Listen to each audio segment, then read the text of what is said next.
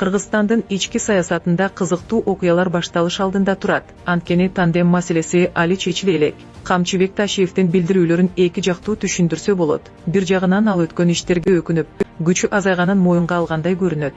Экинчи жагынан кечирдим деген сөзү багынбаганын, күрөш уланарын ишарат кылышы мүмкүн. Болжол боюнча тандем ичинде 3 шарт коюлган: бизнести өткөрүү, компроматтарды жок кылуу жана президенттикке талапкер болбоо. Азырынча Ташиев алгачкы 2 шартты аткаргандай, ал эми 3-чү шарт талаштуу бойдон калууда. Мунун ордуна эмне берилери суроо жаратат. Мүмкүн жакындары жоопкерчиликтен куткарылып, коопсуздук кепилдиги берилет. Бирок президенттик амбиция маселеси ачык бойдон калууда. Негизги жыйынтык: саясатта ар бир аракеттин артында кызыкчылык турат. Бул көп учурда элден жашырылып, мыйзамдуу же өлкө үчүн деген жүйө менен түшүндүрүлөт. Кыргызстанда мындай көрүнүш 30 жылдан бери уланып келет.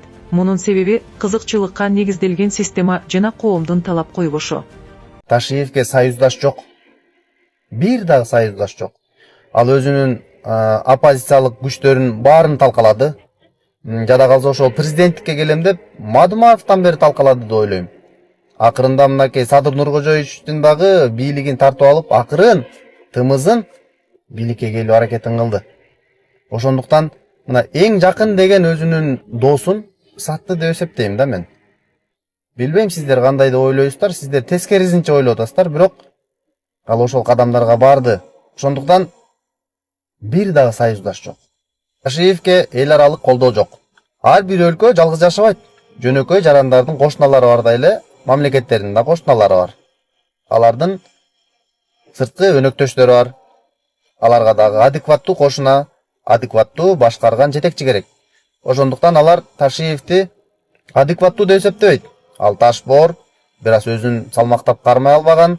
Ассаламу алейкум кыргыз элим. Сиздерден жардам сурап кайрылып жатабыз. 3 баланын энесимин. Оолум Умар 6 жашта, врожденный паралич, ДЦП 4 степенде. Жалгыз бой энемин. 3 баламды Алланын жардамы менен өзүм чоңойтуп келатамын. Ооруган балам менен жашоо аябай караңгы болуп кетет. Балам тырышып ооруса жан дүйнөм, менин денем тырышкандай кыйналамын. Суранамын кыргыз элим. Балама 5 сом, 10 сом болсо да жардам бериңиздер. Жок дегенде мени көрсө, апа деп мени тааныса деп үмүттөнөм. Жаны оорубай жашаганга себепчи болуңуздар суранам. Балдарыңыздар оорубасын. Улуу Рамазан айында дуаңыздар кабыл болсун. Умар каттуу оору менен күрөшүп жаткан кичинекей жигит. Ал кымбат дарылануу жана айыгууга мүмкүнчүлүк алуу үчүн сиздин жардамыңызга муктаж болуп турган учуру. Сиз берген ар бир сом Умарды дени сак жана бактылуу жашоого жакындатат. Сооп иш кылуу менен бирге Умарга ооруну жеңүүгө жардам бериңиз. Ар бир берген сомуңуз үчүн Аллах ыраазы болсун. Деп эсептешет. Ошондуктан Ташиевдин сырткы саясатта эл аралык уюмдар алар да колдошпойт. Алар Ташиевди адекватсыз деп эсептешет. Мен ойлойм, сырт жакта Ташиевди бир да колдогон саясий топ, саясий күч эч нерсе жок. Бизнес бул мамлекеттин локомотиви. Бизнес эмне болду? Талкаланды, бизнесмендер колдобойт, алар акчасын салгысы келбейт, а бул деген экономиканын локомотиви. Ал жактан да колдоо таппайт.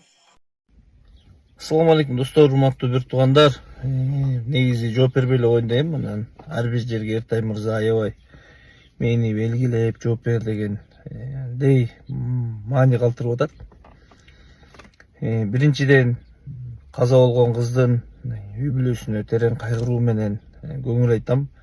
Эми ажал эртеби, кечпи бардык адамдарга өзүнүн убагында келет.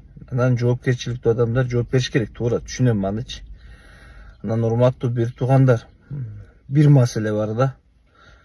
Ушундай кырсык болуп кетсе элечи, анын штрафын көбөйтүш керек, анан аны алып барып правасын алып алыш керек деген бул нерсе болбойт. Мисалы азыр Эртай мырза ушул нерсени аябай актуалдуу карап атат.